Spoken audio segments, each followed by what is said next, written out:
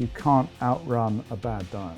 Tim Spector reveals why nearly everything you've been told about food by the government is a scam. It's a scam, it's a scandal, it's rather immoral. It's been covered up by multiple governments. That's why the UK is the most unhealthy nation in Europe. And you will not believe what Tim Spector says about the new prime drink. According to this, there's nothing in it. Drink that's full of chemical sweeteners.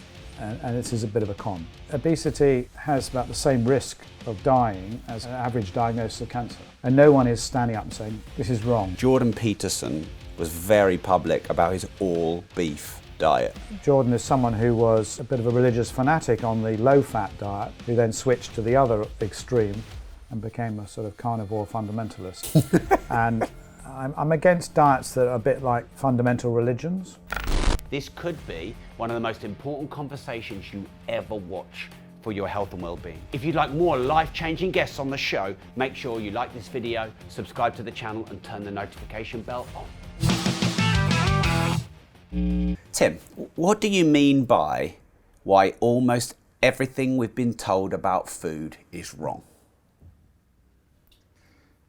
I mean that most of the stuff in textbooks you read on government websites that you hear in the media are giving us completely the wrong idea about food and are based on out-of-date concepts about nutrition and food that came from the war years and starvation and really have no place in our modern world. There are some facts that are correct, there are many that are not, and I think it's really a total misunderstanding now that we've got to deal with. So give us the facts you think are correct, the main ones, and then let's go into all the things you think are wrong. Eating more fruits and vegetables, eating more fibre, they're all good. Eating less fat is not correct. Eating regularly throughout the day, never skipping meals, is incorrect. Exercising to reduce weight is incorrect. Reducing, having low-calorie foods is incorrect. Having low-fat substitutes for whole fat is incorrect. So depending on which the guidelines you're looking at, they're probably the main ones, the main myths, and the particular one that overrides all of these is that calorie counting is a successful way to lose weight. Okay, so we'd love to explore all of those, but on a higher level, why is the information out of date? Why are these new facts not being shared with the world?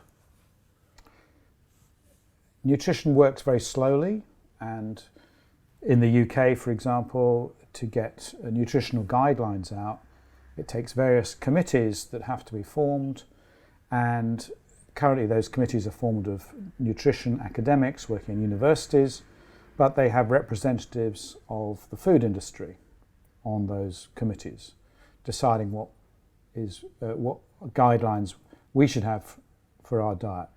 And they often meet only once every year or every 2 years, and it takes so many approvals to get these guidelines through. It can take several years to move these guidelines through the dozen or so government departments, that it can literally take a decade to get any change through. And so as well as the bureaucracy, there's also the fact that the food industry doesn't want guidelines to change because they're very happy with the ones they've got, allows them to sell lots of rubbish food to us under a healthy label. And the more we fiddle with those rules, regulations, guidelines, the more they have to work to change their products and cause problems. So given the enormous lobbying of the food industry on government ministries, or the fact they're embedded in the decision-making process, it's not surprising that everything is at least 10 years out of date and not up to speed with asking, say, a survey of nutrition professors in this country. Does that feel like a scam to you, that the food industry is controlled maybe to a larger degree by the people who have ulterior motives to sell us easy, cheap, fast, high profit margin food? It's a scam, it's a scandal, it's certainly rather immoral, and it's been covered up by multiple governments because they feel that it's much more important to have jobs in factories making biscuits, for example, in their constituency, than to actually create a better, healthier food environment for individuals. So they've favoured the politics of cheap food, of having a cheap food industry in this country above the health impact that has on the population and the sort of fat tax that we're all paying for the obesity crisis, the diabetes, which has worked out at about £600 a year tax essentially we're paying for the extra obesity due to poor foods. Wow. And how are we paying that tax? We pay it through the healthcare, extra healthcare costs we have to pay, through the unemployment disability healthcare costs that we all pay, time off work, all these other indirect ways which we don't see but are there, and that's why the UK is probably the most unhealthy nation in Europe and the one that eats the most ultra-processed food. How do we change this? Podcasts like this, people understanding the problem, people talking to their MPs, but you know, plans have been sent to the government, and the National Food Strategy that I helped advise on by Henry Dimbleby did give this large document to the government, which they asked for they asked for a report. It was delivered. They have ignored so far vast majority of the recommendations on nutrition. They've accepted some of the agricultural ones, on the environment. Virtually all the nutrition ones have said no, and the reaction of the present government, whether it was Boris or any of the other short-term prime ministers, has been, we're not going to tax food. That's not going to be popular, and we have to change things. And what that report did show, however, that if you did have a strong government that created a playing field that was even for all these food companies, they're not evil, they just want to do better than their competitors, otherwise they'd get the sack.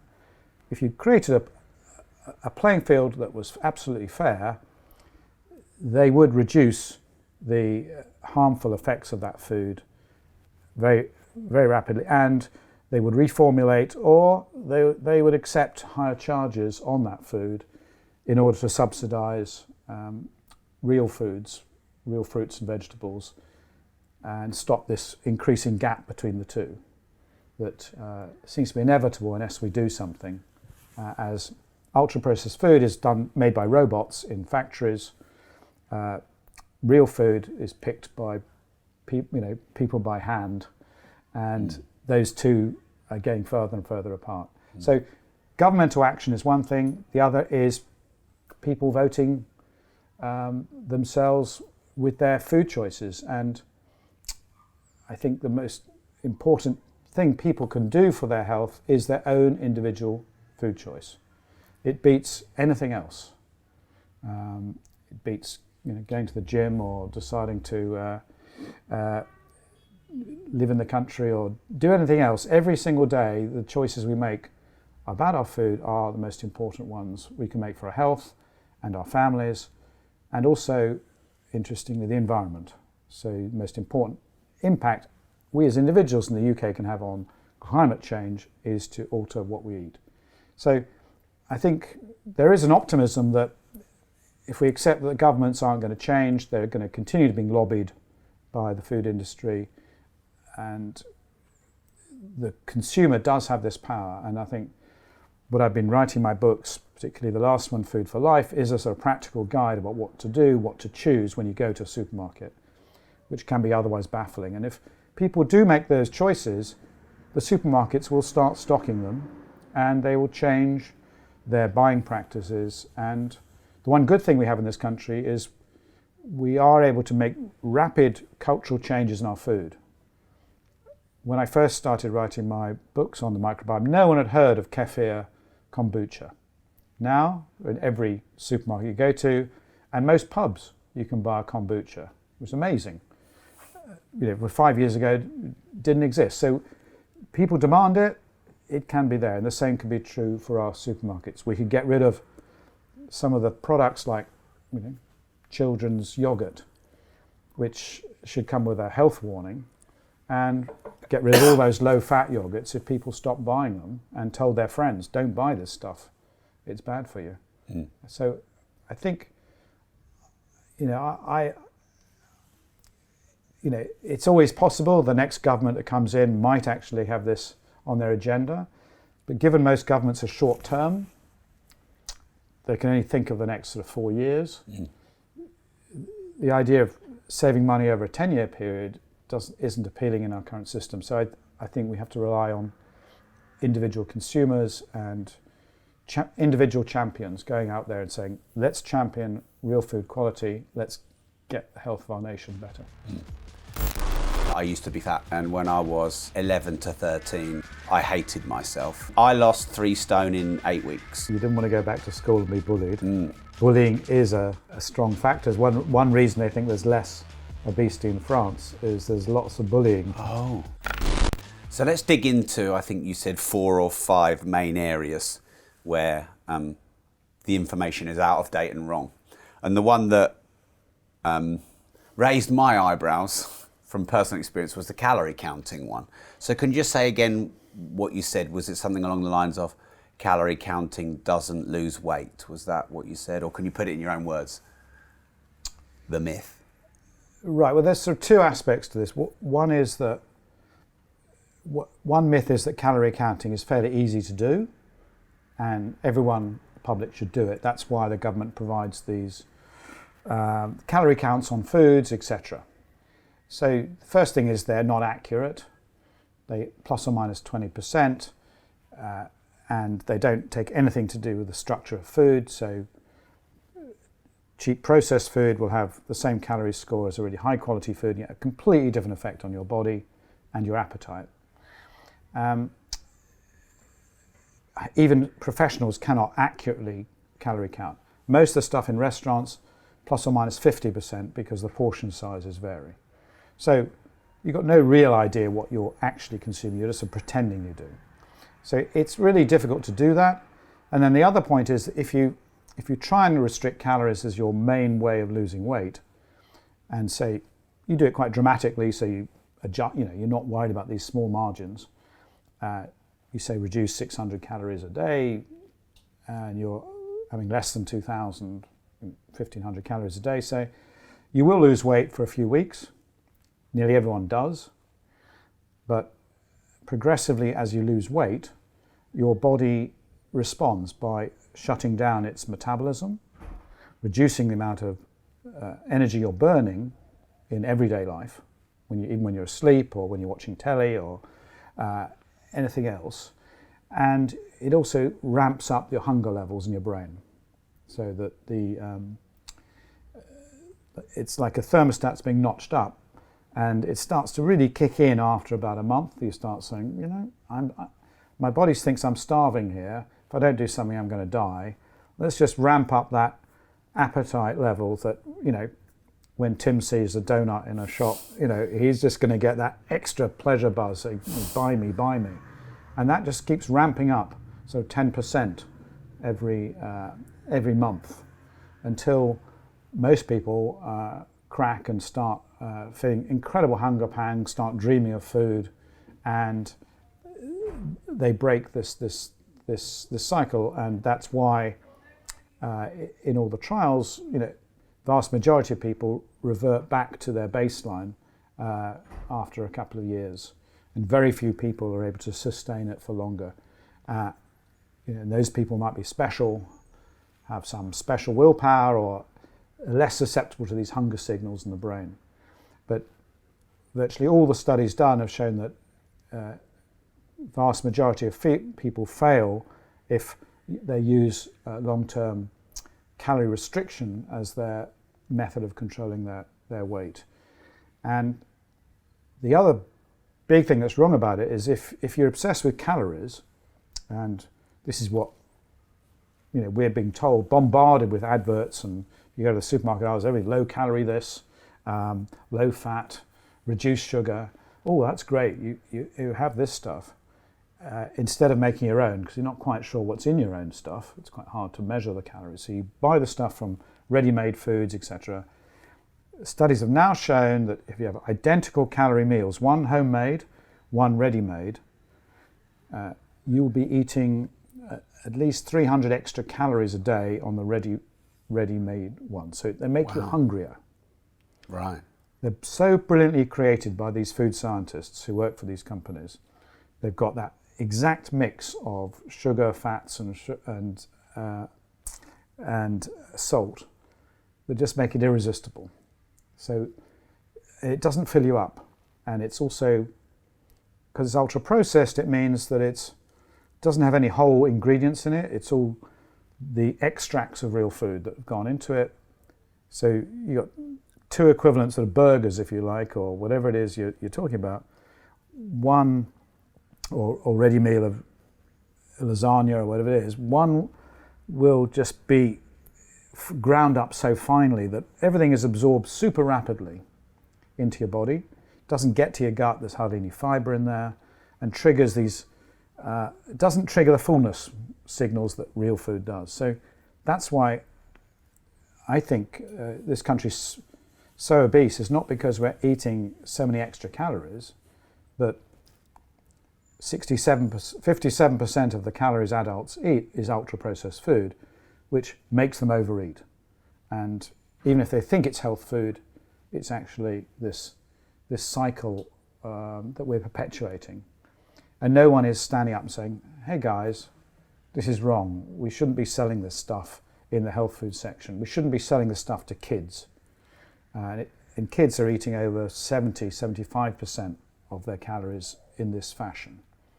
And that's why we've got so many obese children. And it's worse in the more deprived areas of the country that have difficult access to these. It's worse in poorly educated. And so we're just increasing this massive health burden and sleepwalking into it. Is obesity a disease? It depends who you ask and what the purpose of it is. I think if it isn't a disease, some people call it a lifestyle. It's something that is a major risk factor for many diseases. And I think it is best thought of as a disease. And because otherwise it's saying it's voluntary. And I think most of the people in this country haven't suddenly lost their willpower in the last 40 years. Their genes haven't changed. Their food environment has changed, and the food they are told is healthy has changed. And so I think it's more helpful to call it a disease than it is a lifestyle. And you're not stigmatizing people. You're saying, well, you've got this combination of factors that makes you more susceptible to it. We do know there is some genetic basis to obesity. Some people get these huge appetite signals more than others. So if you give everyone the same food, they do react differently. And so if something has a genetic basis, you can induce it, it changes over time, and that it's not purely down to willpower. I think you call it a disorder or a disease. It doesn't worry me to call it that. And I think, obesity has about the same risk of dying as an average diagnosis of cancer. So you wouldn't say, well, cancer's a lifestyle choice. A lot of people get it. It's gone up a bit over time. It's a lifestyle choice if you smoke cigarettes or you eat lots of bad food. So yeah, I think I'm happy for the purposes, particularly of informing the public, to talk about it as a disease. you said that exercise and weight loss is a bit of a myth. It is not a good way to lose weight. Isn't that how most people lose weight? No. It's how most people think they will lose weight when they sign up for the gym in January and they don't pay attention to the diet, they will not lose weight. Just a quick one. I have a digital financial toolkit for you that you can instantly download to make, manage and multiply money, build multiple streams of recurring income and increase your earnings. Now the link is in the description, it's completely free, it's my gift to you, so go and click the link in the description right now. If we talk about it as a disease, does it not maybe take away the proactive lifestyle changes to lose the weight? And whereas people might thought about that's discipline in what you eat or calorie counting, maybe you would say it's home cooking, eating whole foods, etc. So does the disease label not make someone, because if you have a disease, you go to the doctor to get a cure. In the old model, yes. You're not going to get much of a cure if you go at the moment to see your doctor. If you can get in. If you exactly. So most people wouldn't bother. As I said, these labels are depending what you're using it for. But I think calling it a disease means you take it seriously. And if people took obesity more seriously, particularly in kids, and they saw how their lifespan is going to be diminished, and if adults saw that once they're obese, the chances of having all their joints replaced and not being able to walk and getting diabetes and obesity and cancers were increased so much, I think people would take it more seriously. And I think,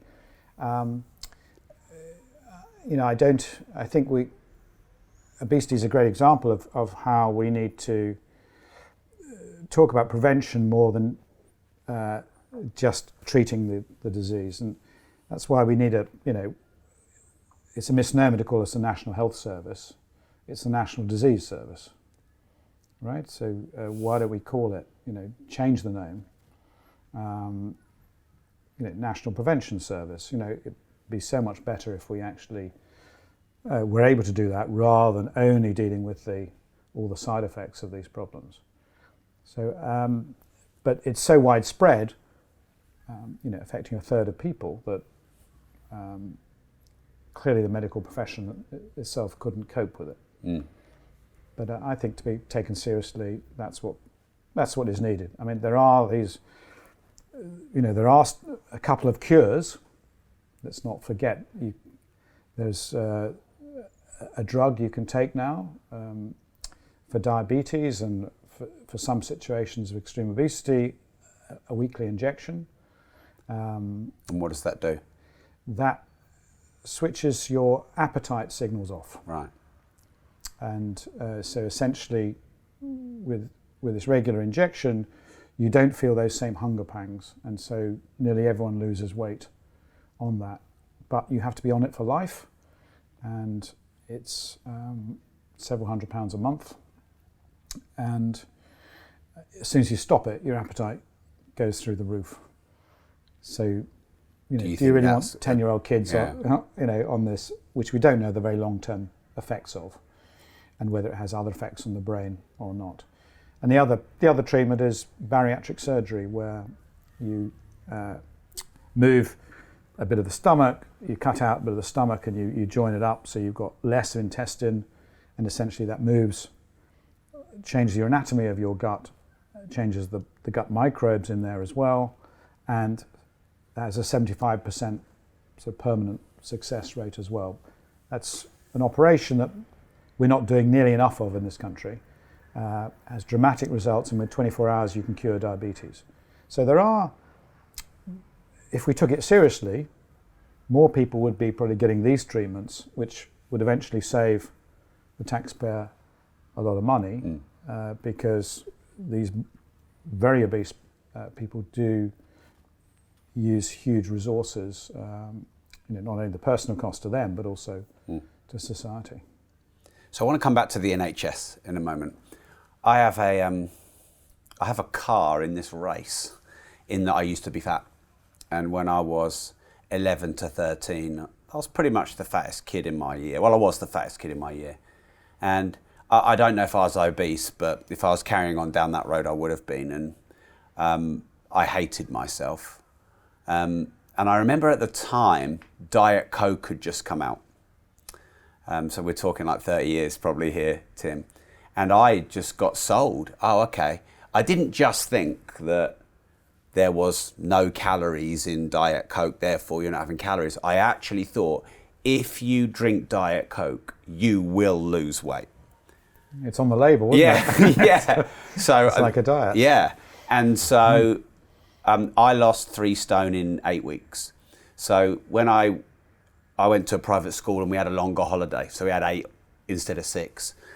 And I begged my mum and dad to get me to leave the school. We were just going into the senior school. The bullying I was getting up and up. The senior school kids were going to kill me.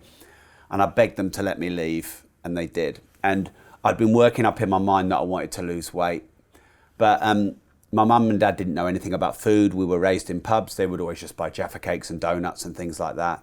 And I definitely, I look back, what was it that made me overweight? It was probably a sugar addiction, if I could put it down to one thing, a sugar addiction and craving all the time. And I every 3 days, well, every day I'd drink about 8 cans of Diet Coke. Did that every day for 8 weeks.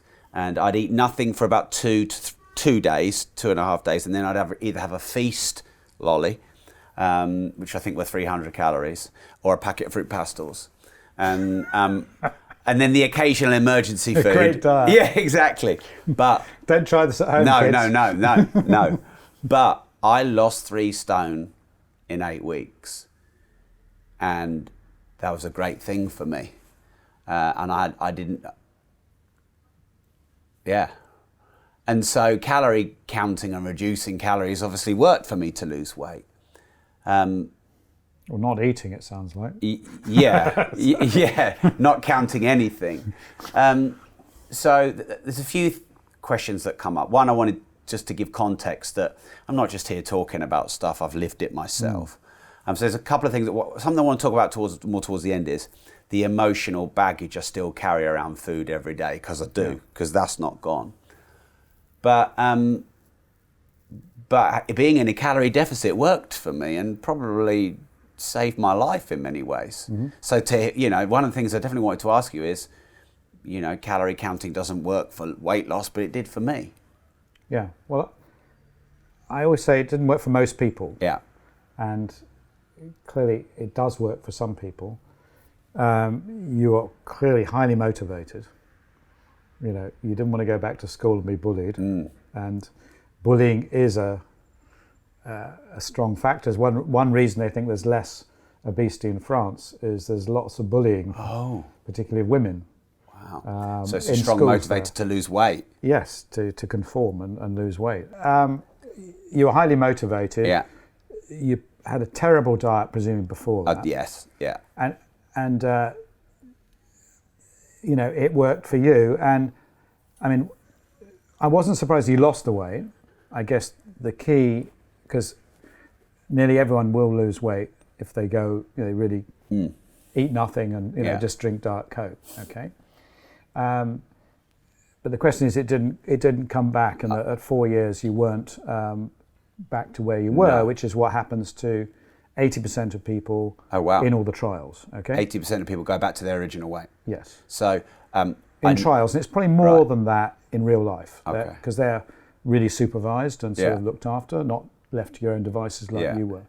So no, I didn't, but I fight it off every day, and I have done for 30 years. So this is the sort of second part to the question.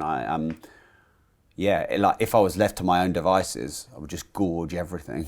I love eating, love it. And do you have a big appetite signal that just sort of says, lights up in your brain and says, eat me? Yeah, like those cookies that are sat there that we're all pretending aren't there, Tim. They are what? I hadn't noticed them. We're like, stick her in the corner, Tim's coming. But now, something you said, which I agree with, is I've got no subjectivity on my hunger desires, because not in your brain, and I don't know what yours is like. But yeah, I mean, if you ask my wife, I think about food all the time. I love food. I get a lot of pleasure out of food. We went to the Ivy. It was delicious. I loved it. I want to eat and eat and eat. I want to eat everyone else's food as well. I don't want to stop. So so therefore I assume I have got a strong hunger or so I fight it all the time. It's so exhausting actually. And it brings up sort of emotional self-worth issues. So. And how did you get over that original period? So your 8 cans of Diet Coke, just to sort of keep your brain busy, thinking it's having something sweet, and fooling it. Yeah. And the odd periods of nothing, and then a Jaffa cake occasionally, and a fruit pastil. But we won't read that in your books, will we? No. Well, my diet as a kid wasn't much better, but no. I say like Jaffa cakes, if we have that in common. Yes. But we all got our. But I'm not driven by food, and I can easily distract myself.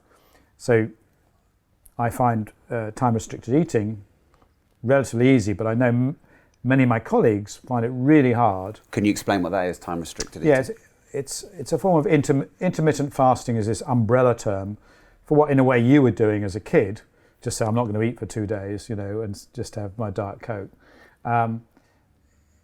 And it used to be called, there was a form of it called the 5-2 diet, about 10 years ago, people might remember, which was you ate 500 calories for one day and then slightly over it the next day and then 500 the next day.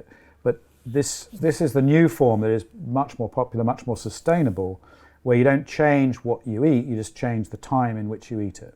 So you have to eat generally within a 10-hour time window. And this means that you have 14 hours overnight when your body's resting, your cells repair, your gut microbes are healing your gut, and your metabolism is much more efficient. So most people get on with this pretty well and can sustain it for years, even if they don't do it every day.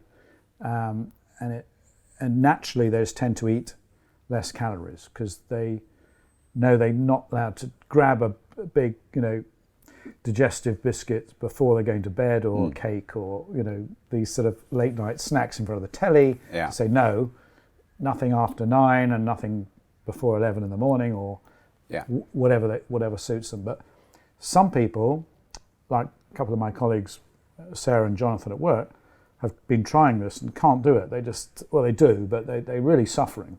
They're just thinking about food all the time. I find it relatively easy as long as I get enough inside me in that time, and I know that I can eat it after 11 or 12. I can skip breakfast, for example. I don't feel hungry as soon as I wake up. I know some people that's not the case. So there's this big variability between people and how they do it. And I think what your story is, and I think a lot of kids with obesity are driven, different drivers of that, that search for food that needs to be tackled. But, and as I said, there is this new drug that actually can just, in a way, switch it off, that signal, which people find amazing. And they think it's like a release, it's suddenly... Because it can be, it is torture and torment at times. Yeah, people describe it like an opiate, craving. Yeah. That, I'm being driven, I'm really hungry. And yet, you've gone through this fasting period, so you survive. Yeah. It's not, you can go several days without eating as long as you're drinking, it's fine. And I think, a lot of people don't go through that. And I think that one reason that these intermittent fasting things are a good thing for everyone to try is because it's pretty natural in us as humans that we've all gone through evolution with periods of famine, fasting and famine, and feasting. Yeah. And that was more of our, and we're designed to do exactly that, and our body will just shift its metabolism to cope.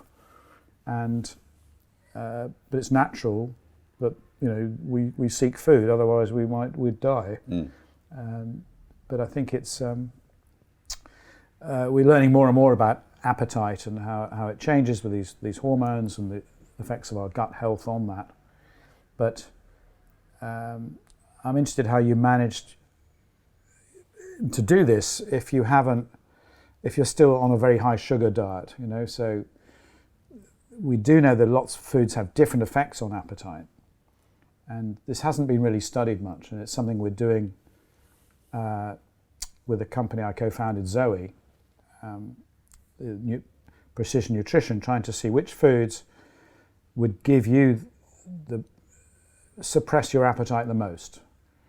And so hopefully, in the next year, we've already done most of the carbohydrates in terms of sugar peaks and fat peaks and gut health, but it'd be lovely to have a list of foods personalized to you that say, well, how many of these do I need to eat to fill me up, to suppress that appetite signal, which could be quite different for different people.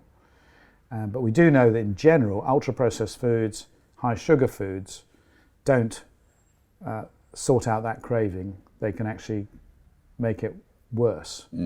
Whereas generally, proteins and fats and high fiber tend to do that. But I think we haven't really scratched the surface of that yet, and whether some people that's not the case. There are some people that fats might make them hungrier, or carbs might ease that craving, and proteins might have different effects. So I think it is fascinating that as we change our ideas about obesity, we sort of, the science has to catch up. We were hoping there'd be some magic gene that we could just switch off. Right. And that was one of the things I've been studying for 25 years. It turns out there's over 1,000 genes for obesity. Wow. And the biggest one only has a 1% effect. Right. So it's not going to be much use if you switch that off. No. So we've got to look for other mechanisms. That's why focusing on food quality and how that affects the gut microbes, and how those gut microbes can send signals to your brain to say, I'm full. Yeah. And I think if we understand that more, we'll start to help kids like you get through this without starvation and perhaps ruining your health with all these synthetic foods just to get you from being bullied. So Tim, this is a Disruptors podcast first in nearly 1,000 episodes. We've got a Rob Moore's wife round. How exciting. So is organic food worth the money? It depends. Depends how much money you've got. If you're rich, absolutely is. If you're on the other end of the scale, I think you've got to weigh up the pros and cons. And it might be particularly worthwhile if you're feeding a young child or you're pregnant. They're the times you're most vulnerable. And interestingly, if you are predominantly a vegetarian, it's even more valuable in order to reduce the amount of herbicides and pesticides you're ingesting. So I think the jury's out, and I sort of go into this in my book Spoon-Fed and Food for Life in quite a bit of detail, and it's hard to get definitive data. The observational epidemiology data, when you follow people like a large group of 80,000 people in France who ate organic food against those who didn't, they ended up having less cancers and less heart disease, living longer. Some of that might be the bias of people who want to buy healthy food, have other health lifestyle benefits. And if you look at the detailed studies, there's no doubt organic food has a fifth of the amount of herbicides and pesticides. And some of these have been associated, things like glyphosate, Roundup, which is everywhere, which all of us ingest. Even organic vegetarians are having lots of it all our lives. Increased rates of some cancers and some immune problems. And some Californian courts have awarded damages of several billions for some rather rare cases of cancer. But there's no clear evidence really that the nutrient benefits are much greater. They're slightly greater, but not much greater. So I think for me, the main reason is to buy organic, is to know that you're getting less pesticides, less herbicides, which are affecting your gut microbes, because we know that they've been shown to be fairly safe against human genes, and they just knock out plant and weed genes, but they do affect our gut microbes.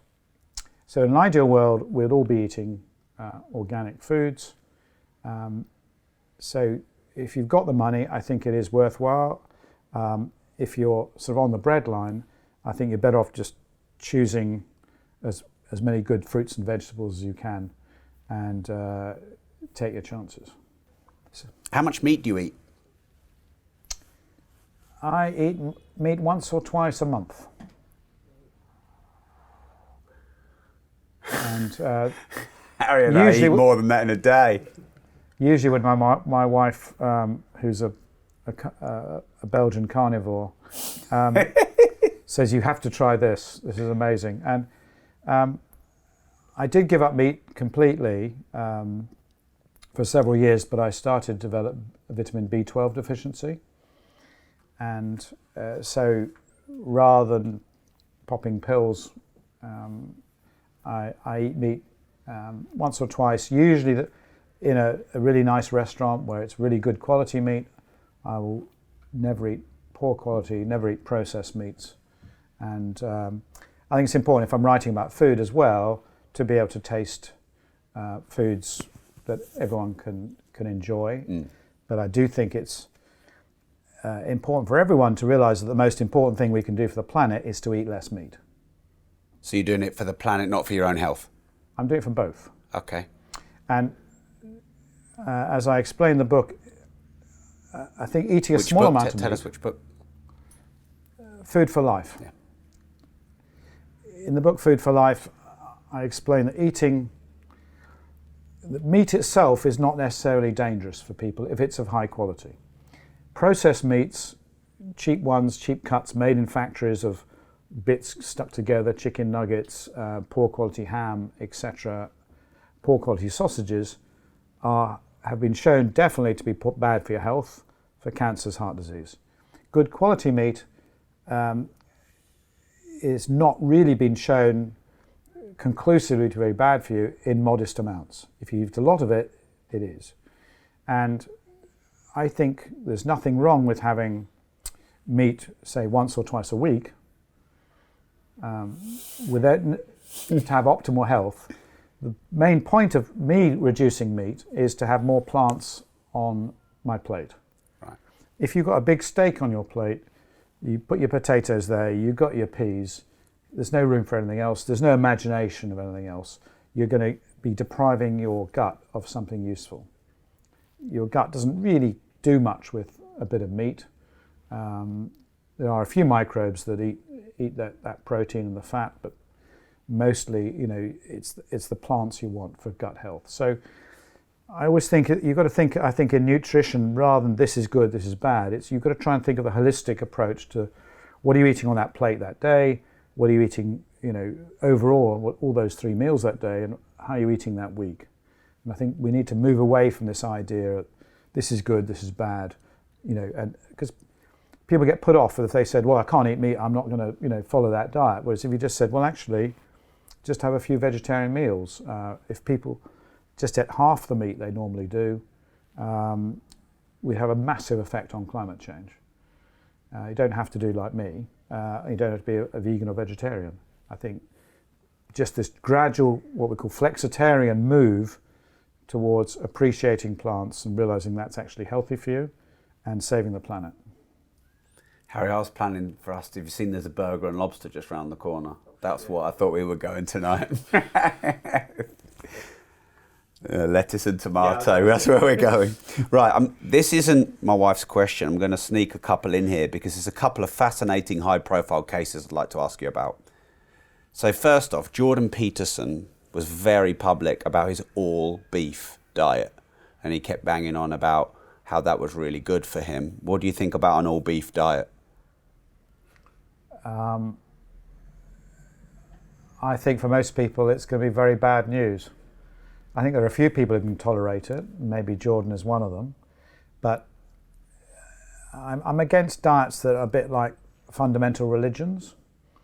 And Jordan is someone who was a bit of a religious fanatic on the low-fat diet, who then switched to the other extreme and became a sort of carnivore fundamentalist. And I think anyone who has these rules like super keto or anything else is missing the point. You know, we're omnivores. We're designed to eat all kinds of foods, but mainly plants. And all the evidence suggests is the bigger the diversity of plants we can get into our guts, the healthier we're going to be, the better our immune system. Now, some people find keto diets, carnivore diets, good for losing weight, but everything's good for losing weight short term. And yes, lots of meat does suppresses your hunger for perhaps a bit longer than just eating carbs. But it's super bad. It's terrible for the planet. It's about the worst thing you could do if you have any sort of conscience about climate change. And it's long-term really bad for your gut health for most people. You know, you can say, well, Eskimos and various other people have adapted to have those diets. And there will be a small percentage of the population that do tell me, come up to my meetings, that I've been eating, you know, 3 steaks a day for the last 20 years, and look at me, I'm marvellous. I say, well, there's plenty of, you know, opposites that aren't. And so generally, yeah, fine exceptions, but don't try and copy them. And then I found this, I shouldn't really say amusing, but I did find it amusing. But virtually every entrepreneur or personal development person I know has been to a Tony Robbins seminar. And I think he's done a lot of great things in that space. And he would really push the no meat, just fish. I've simplified it because he wouldn't have said no meat, just fish. But, you know, he ate a lot of fish for decades. And then a revelation on a podcast, he said he nearly died of mercury poisoning. So I guess a lot of people who are getting rid of meat are eating a lot of fish. What do you think about that? If you'd asked me 5 years ago, I'd said that was a great idea. But since researching Food for Life and writing the fish chapter, I completely changed my mind. And there's no doubt that on 2 fronts. One, an environmental front, most of the fish we eat is farmed fish. And to feed a farmed fish, you've got to basically give it 1.5 little fish from the sea to keep it alive. So we are dramatically denuding our oceans and destroying huge bits of fantastic oceanside areas in the Far East, etc. And as you said, you can overdose on mercury if you eat large fish. Generally, small fish, that's not the case. But the other reason I've changed my mind is that I don't think the evidence that fish is that good for you is that strong. I don't think it's harmful for you if you don't have too much mercury in it, but you know, it seems to be around a 10% advantage for health, which, given the cost of fish and the cost to our environment, means it's vastly overrated as a health food. There are some exceptions to that, and I'm really big on shellfish, and I think the British don't eat enough mussels and clams and oysters, which are... Does lobster go in that?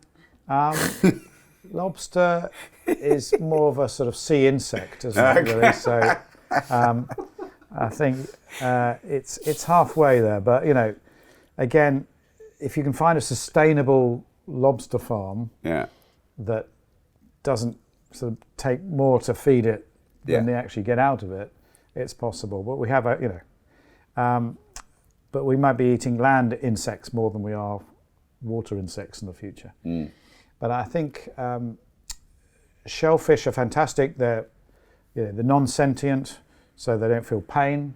They are filters of all the pollution in the water, and you know, God knows we need that in this country. With our, if you ever go surfing and we have terrible water, so they're filtering, and they are totally sustainable. And they may have some modest health benefits. They've got protein and other minerals in them as well, and they taste great. So, but I think just buying lots of prawns from Vietnam or Thailand that are, you know, made in atrocious conditions that are destroying the environment there, thinking it's healthy for you, that's something we need to change. So, yeah, fish as a treat, but not as a regular thing that the government tells us we have to eat at least 2 portions a week to be healthy. Because it all goes along with these studies of omega-3. You've heard of omega. Do you take any omega-3 supplements? I think, do I, honey? You make up all my supplements, don't you? It's a new one that you've ordered and I do put in. Oh, okay, yeah. I got like a big box of pills every morning. Yeah, well, they're all a waste of time. Testosterone. They're all a waste of time. Well, I don't know about the testosterone. No, that was a joke. That was a joke. You might need that. I don't know. She just slips that in the... Slips it in for you. I'd rather you spent money on a good diet than all these supplements, which at best probably don't work, and at worst can be harmful. If you take calcium supplements, we know they increase risk of heart disease, because you can get your calcium from a bit of broccoli or kale or even San Pellegrino, right? And your body absorbs it naturally, slowly into your body, just as evolution has intended. But if you take that, you know, vitamin D or that calcium as a big blob, your body can't process it the same way. You know, it ends up in the wrong places or can cause problems. So that's why some of these vitamins have been shown to actually increase problems. You can overdose on vitamin D, on vitamin E, and it can have, you know, side effects. So we shouldn't be popping these things just like your fruit pastilles of your youth. You know, realize that they are chemicals you're putting into your body, right? Yeah. Because we call them vitamins, it's like, okay, they're not, you know, vitamin D is actually more like it's more like a steroid. It's in the steroid family, but we don't say I'm taking steroids. We say it's a vitamin, as if that makes it okay. It means we don't have to worry about it. But if we're having extra chemicals, you know, you're getting confusing chemicals added to your food chemicals that your gut microbes there are trying to process and, you know, create some good chemicals to help your immune system. So you mess that up in ways that no one's studying when clinical trials are showing they don't work, is daft, really, if you can afford a decent diet and, you know, plenty of fresh vegetables. So that's it. And I think it's symptomatic of this country and the US that we don't have a strong food culture. So we're desperate for this sort of insurance policy. So I don't really know what to eat, but, you know, my wife's given me this bag of vitamins and I'm going to take them, because that way You basically just summed me up there. Yeah.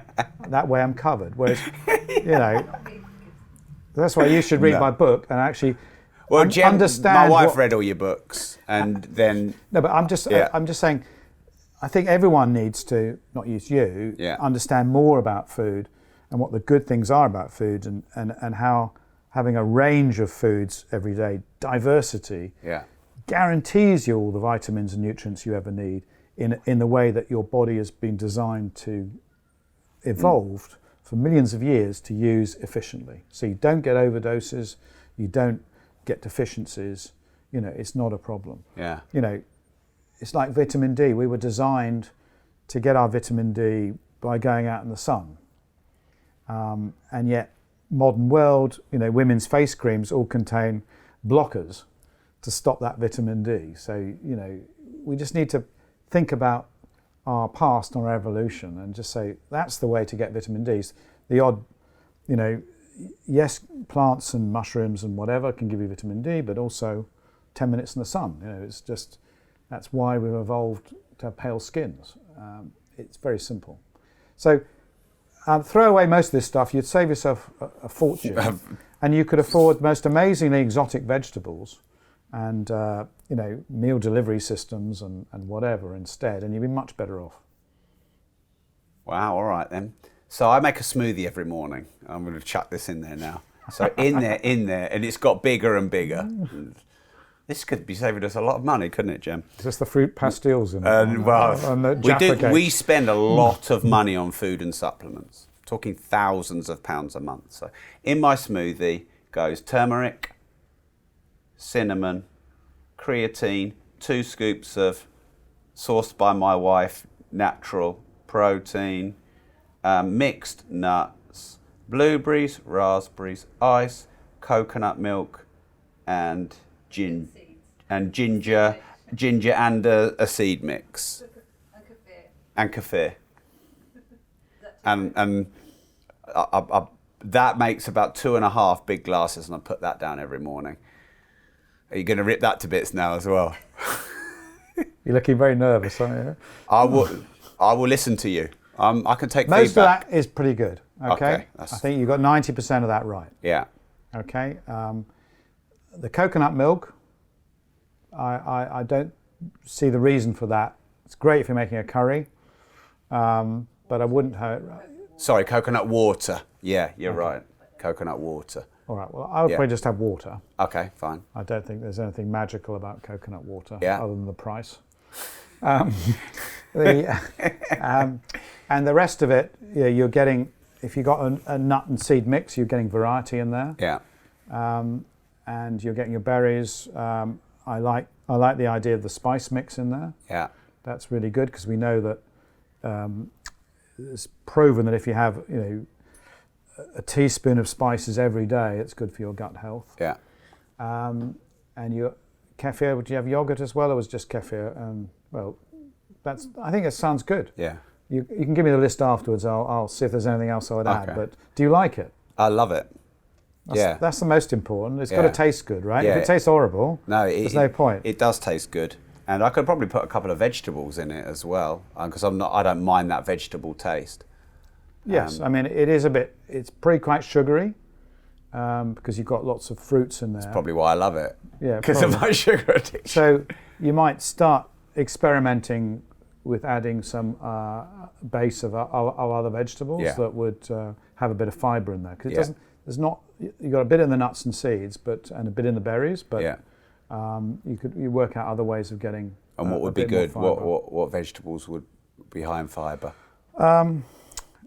Well, things like spinach, kale. You could, you could stick some mushrooms in there. You just experiment on what tastes work for you. Okay. Most greens are good, and you just need to get that balance right, so it's not, doesn't get all stuck in your teeth and sort of funny. But I think that's the only thing I would change. But that's a pretty good base. Yeah. So with that, you absolutely don't need all that other chemical synthetic stuff. Okay. All right. So you're doing well there. What are your thoughts on MSG? Is it the poison we once thought it was? It's been shown not to be in randomized controlled trials. So I, like everyone else, used to go to Chinese restaurants and say, "Oh, I got a headache after it, and it must be that MSG." But there've been at least 5 or 6 studies now where they've given like 20 volunteers a sort of dummy MSG and a real MSG, and they couldn't find a difference between it. So I think it's one of those old myths that somebody wrote up a case report in a medical journal, and then other people sort of said, "Oh yes, I had that problem. I had a headache when I went to a Chinese restaurant." So poor old Chinese restaurants have had a terrible rap on the basis of this. Obviously, it's still used a lot in Japan and China as to give sort of umami flavouring, that sort of more savoury flavour to it. Obviously, overdoing one chemical is not good. It's a sign of ultra processing, but there's nothing wrong with it itself. But if people want that flavour, then maybe they should go to more miso, soy sauce, Tabasco sauce. Those sort of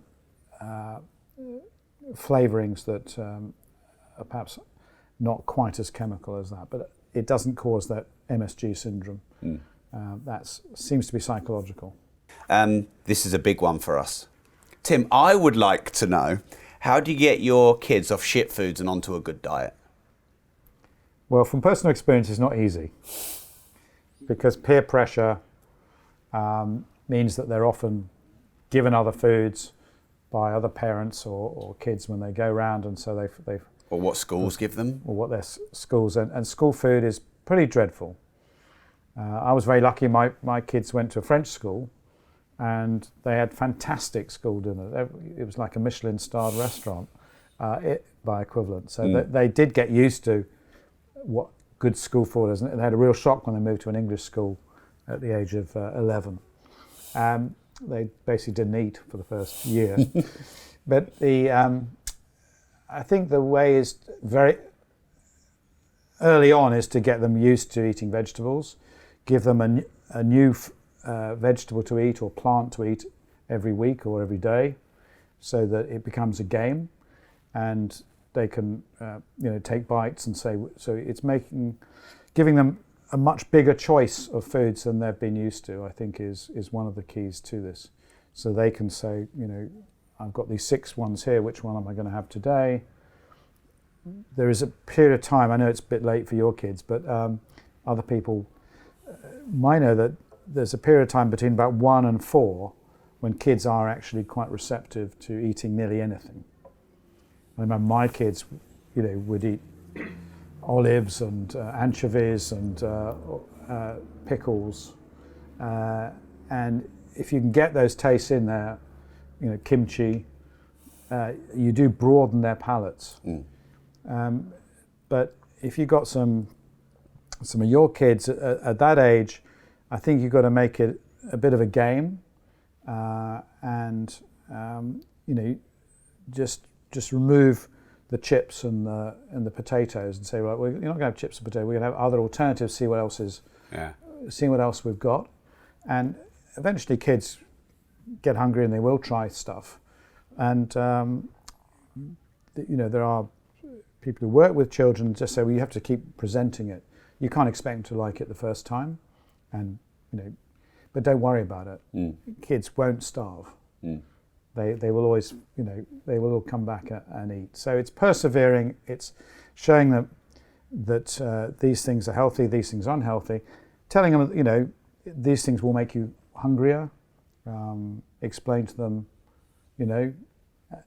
that you had that problem at their age, and it was because you weren't taught about what real food, good food was, and that was driving your appetite. Tell them it also, where they get allergies, that's another reason to have healthy foods. And try and change some of the basic things. So make sure they don't have children's yogurt. They have adult foods. They don't go for the children's menu. They go for the adult menu. Make them feel grown up. Make them realize that orange juice is a no-no. It's a special treat, not something you should have every day. Introduce them early to tea and coffee. Get them used more to bitter tastes. Wean them off the artificial sweeteners, which just ramp up their threshold for sweetness. And if that all fails, bribe them. That was great. Tim, we're going to do something else we haven't done on my show ever. We've got 2 props. Would it be okay for you to close your eyes for about 5 seconds? I just don't want you to see them. Okay. Hopefully you trust us enough that we're not going to do anything. It's very simple, but if you wouldn't mind just closing your eyes. All right. Yeah? Yeah. Okay, Jem, pass the 2 props over.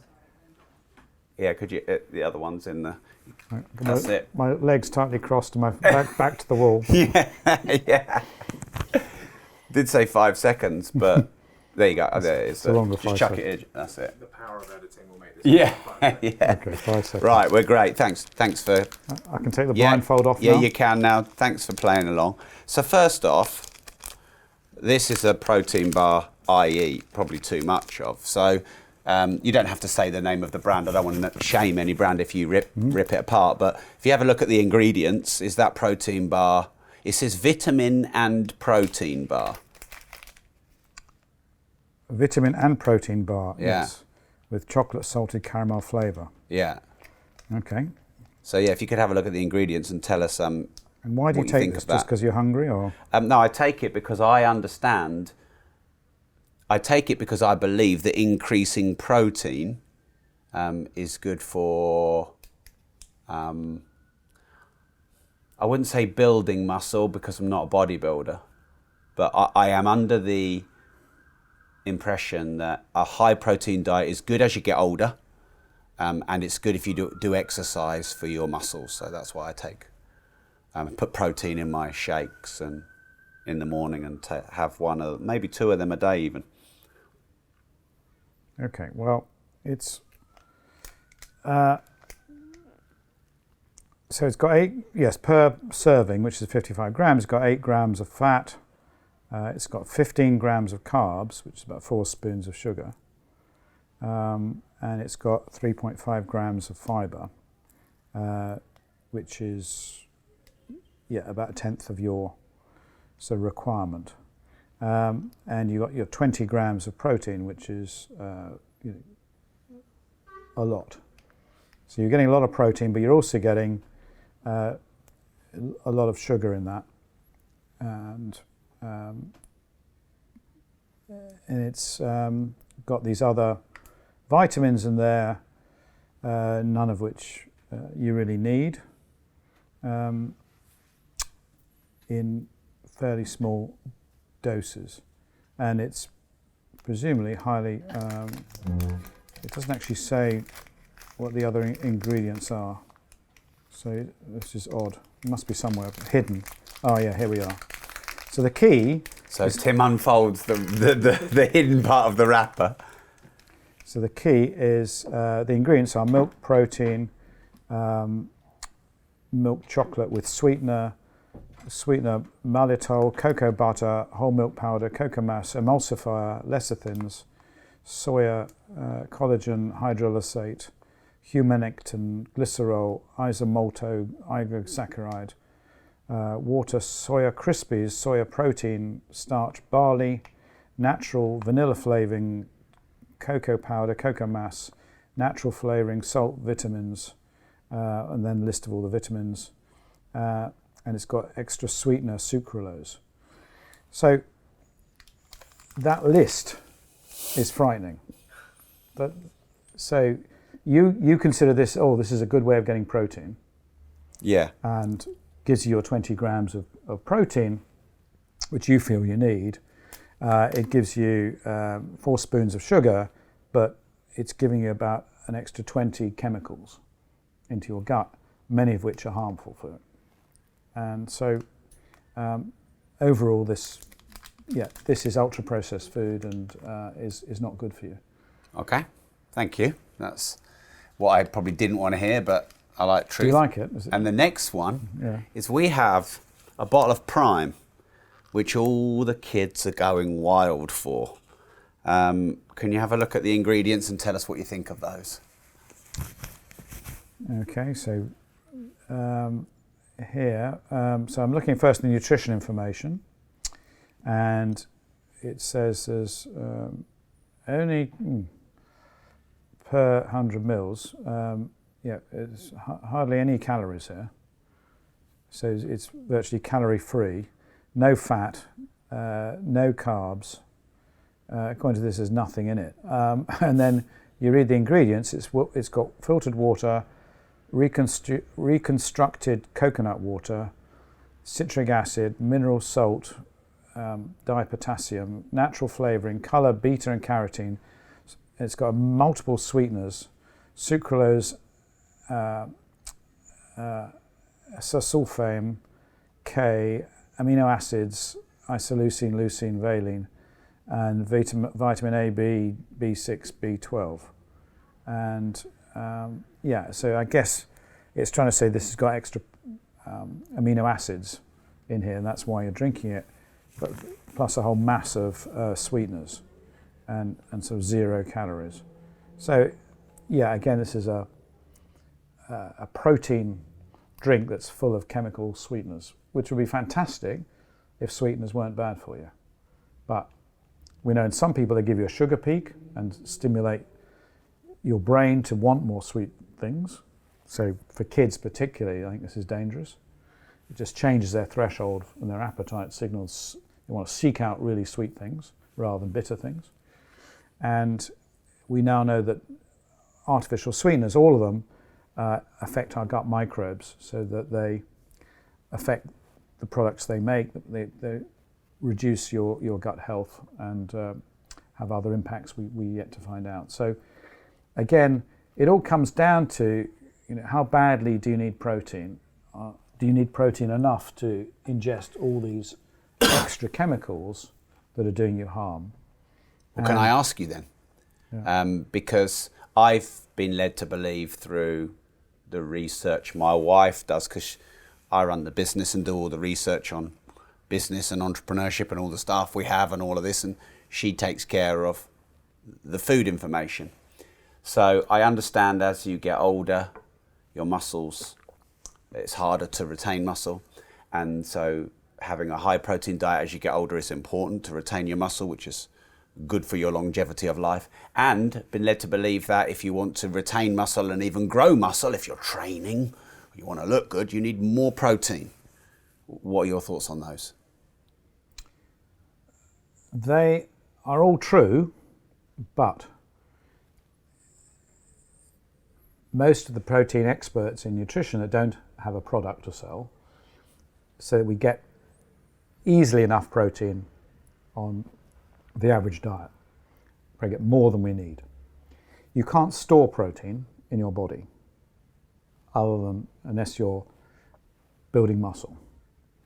So drinking a lot of protein one day, it just goes straight through you, uses a fair bit of energy, your body processes to break it down and get rid of it. It's quite hard for the body. So it's quite hard to actually eat a lot of protein in a day. Humans are not sort of designed to do that. If we were meant to store protein, we'd have had a special organ that stores it up for when we need it. I think there are some exceptions when you might need extra protein. One is as you get into your 70s, you start to lose lean mass more dramatically than the very steady sort of decline at other ages. And so there's a feeling that older people might need some protein supplements, or just change the diet, particularly if they're vegetarian, might need to really focus on high protein foods. And the others are sort of professional athletes and bodybuilders. But if you're not in that category, there's no evidence that you need extra protein or it's any good for you, and particularly children need it. It's and this is a bit of a con, that you're selling protein to kids who want to be big and strong like their dad. They need to exercise and do something. They're not going to get it from a drink that's full of nutrient sweeteners that's going to mess up their insides and their immune system. Okay. Steroids. I'd love to talk about steroids. And we've had some very strong men on this show. And we've had some very open conversations about steroids and some closed ones. And I'm hoping we can have an open conversation here. So what are your thoughts on steroids? For example, testosterone replacement therapy, or, even the more hardcore steroids that bodybuilders use? Well, I'm no expert on this. So first, this is just general medical knowledge. That testosterone replacement for men, in my view, should only be used when you test blood for testosterone and free testosterone, you find it's low, and someone has symptoms. The beard stops growing, they can't get erections, they're not, don't have a libido. Then testosterone treatment can be worthwhile, and people on other medications sometimes need this as well, chemotherapy, etc., etc. As a sort of recreational tool, it comes with many, many risks and safety concerns. So heart disease, giving you acne, potentially cancer of the prostate can be caused. So I don't see any real reason that anyone would want to put their health so much at risk they would take it just to build a little bit more bicep for a few months. It doesn't make any sense to me. And it's similar with anabolic steroids, which I think you're talking about rather than corticosteroids. Anabolic steroids, again, used by athletes. Yes, there are some athletes who will do anything to win a medal and don't mind dying 10 years earlier, and most Olympic athletes have that mindset. If I get my gold medal, I'll die early, I don't mind. Most people, I don't think, are like that. I don't think they would sacrifice 10 years of their life to do that. So, no, I'm not for them, but I'm certainly not an expert. I've never taken them, and I'm not an Olympic athlete either. So, I think some things, are too strong to be played with, really, and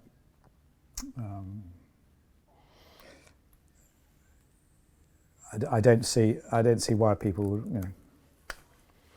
would risk everything just to get bigger muscles. Mm. Do you know who the Liver King is? No. So he blew up on social media by essentially saying that eating raw liver makes you a strong man, and he eats all these raw organs. And actually, incidentally, it just came out recently that he was on steroids and he'd lied about it for a long time. Raw liver plus steroids is a good combo, So, is eating raw liver good for growing muscle? Not particularly, no. I think you get as much muscle from soybeans or, mushrooms or peas. So it's a fallacy, really, that you can only get muscle if you eat meat. It's true that meat has a sort of perfect balance of the amino acids, but if you have a very balanced vegetarian diet, you will get all those amino acids from different plants by combining them. And so this is just exacerbating this sort of myth that you have to have meat to be strong. And there are many vegan athletes and weightlifters now, and about a quarter of the population are vegetarian. Wow. of the planet, so several billion people. We don't have to eat animals to get muscle.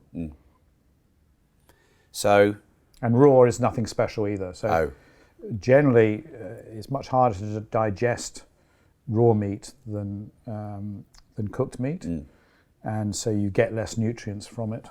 Isn't cooking essentially pre-digestion? Isn't that what it is? Yes, exactly. Yeah.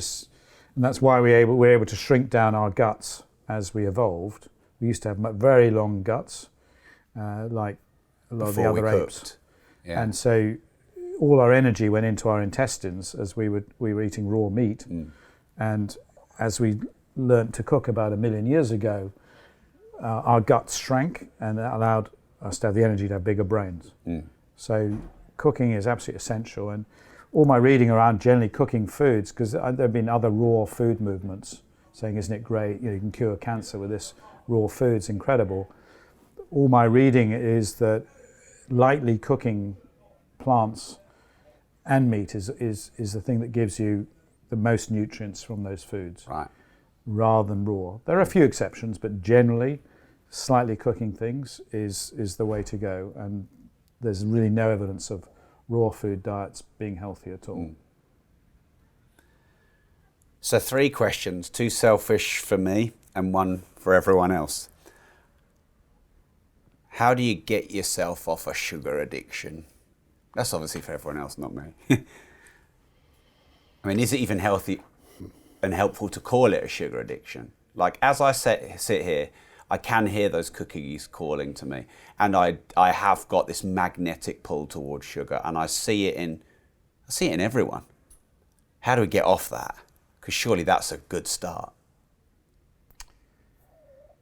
I think all of us have realised that you can change. I mean, when I was young, I used to have my tea with 4 teaspoons of sugar in it. Now I have my tea with nothing in it. And if you take that as an example of all kids start, they can't have coffee or tea or anything without sugar, and then they wean themselves off it. So I think you can slowly withdraw the sugar from your diet, but to do that you also got to give up the artificial sweeteners. And a lot of people replace, like you did, the sugar with artificial sweeteners, which gives them initial benefit, but is still lighting up your brain. So your brain wants those dopamine signals saying, feed me, this is my addiction.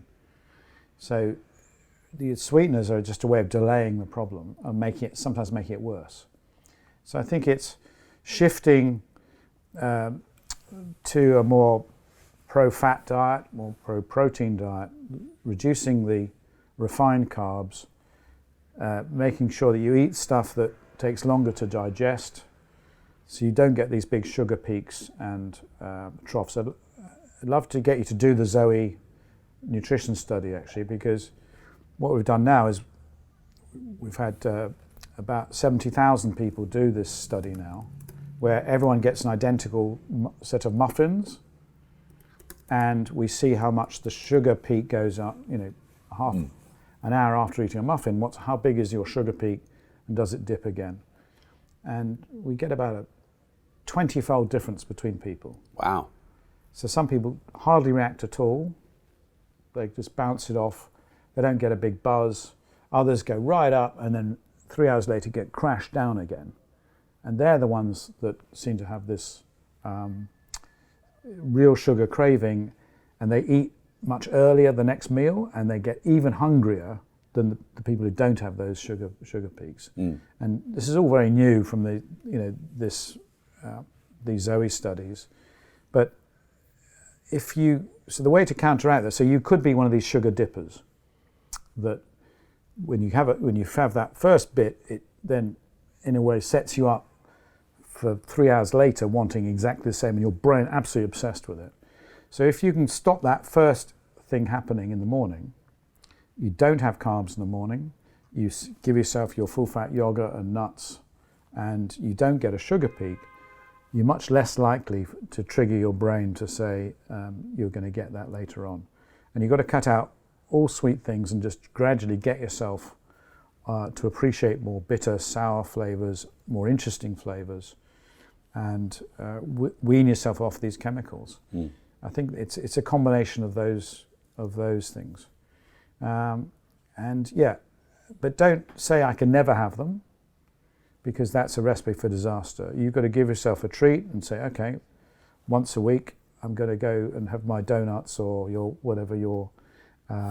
Jaffa cakes or whatever it is that you've been sort of dreaming about. But because our philosophy, the philosophy I've got and that of Zoe is that there's nothing's off limits. It's just as long as the rest of the week you're eating really well, you can cope with that. Yeah, your body will cope with it. It won't. Hopefully you just get out of your system, you get that, your Jaffa cake hit, and then you move on. But if you start with your muesli breakfast or your toast in the morning, you get your sugar dip at 11 o'clock, you are craving sugar. Yeah. And that's what we find. 1 in 4 men and 1 in 3 women in our studies, it's happening. And we're now just starting to be able to identify who they are and sort of warn them, send them a message on the app and say, listen, watch out. But I think all those artificial sweeteners you're taking, that's your downfall. Yeah. Noted. Feedback received loud and clear. But it's not easy, and you've got to take it slowly. So, I wouldn't advise going cold turkey. No. Just do it gradually. Yeah. Like when we were kids, we didn't. I presume you don't have 4 spoons of sugar in your tea. No, I don't have any sugar in coffee. No, none. So that's fine. That's shown you can do it. Yeah. Eating late at night, is that a thing that's bad? For most people, yes. Unless they are, have to as they're shift workers. It all depends on when you're going to sleep. So eating just before you go to sleep is not a good idea, because your body does need several hours to really process the food and get rid of it. It's less efficient. So it will then hang around in your body, your body's still working when it should be resting. So it's all about getting your circadian rhythms lined up. So in the day, you're eating, you're exercising, you're active, and then you have this rest period when everything's switched off. That's when your body is most efficient. And so more and more we're realizing how important these circadian clocks are and rhythms, and the late night snack is really terrible. Not only for messing up that rhythm, it messes up your sleep and it messes up your gut microbes. And as we were talking early on about this time restricted eating, you're then only giving yourself 8 hours for your body to recover when it needs probably 14. So the only way around that is if you've got your special personal life that means you're working late or whatever, you mustn't eat anything until lunchtime the next day to give yourself a decent break. But generally, these snacks late at night, which are part of many people's culture in front of the telly and whatever, are bad for you. Okay, final question. How do you live a long and healthy life? Like, what would be the 3, maybe pushing 5 core things we can do? Bearing in mind we're all busy and got lots of things on, some simple things we can do to live a longer, healthier life.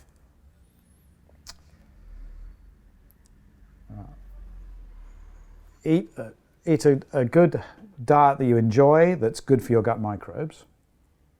Okay, one which is mainly plants, lots of diversity. Exercise most days of the week with a sport or exercise you enjoy, to get your body moving and improve your brain. And I think the other thing is to make sure you have a really good group of friends and a community around you to support you. In particularly as you get older, realize that your friendship group and your social group is actually really key to your physical and your mental health. Surround yourself with optimistic people who can really lift your spirits. I think if I had to pick 3, they would be the 3 for me. And one thing, just slip this one in because you reminded me that you said that exercise and weight loss, you said something about that as a bit of a myth. Did I catch that right? Yeah, I'm recommending exercise as proven to be really good to reduce all kinds of diseases and reduce the rate of aging. Okay, so exercise by itself is undoubtedly good at preventing all kinds of diseases, whether immune disease, infections, aging, whatever, heart disease, cancer, but it is not a good way to lose weight. Okay, that is proven. How is it proven? Isn't that how most people lose weight? No. Is that how most people think they're losing weight? It's how most people think they will lose weight when they sign up for the gym in January and pay all this amount and said, oh, if I paid this money, I'm going to go to the gym, I'm going to lose weight. And they don't pay attention to their diet, they will not lose weight. There are over 20 studies now doing long-term follow-up of people on taking up exercise only and saying what happens.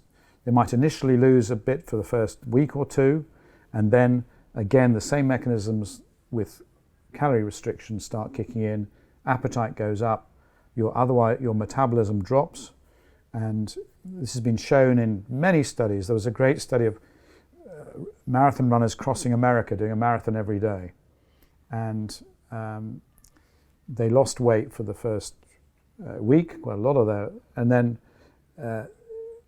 their metabolism slowed down so much they didn't lose any more weight. Wow. For the next 4 weeks. Yeah.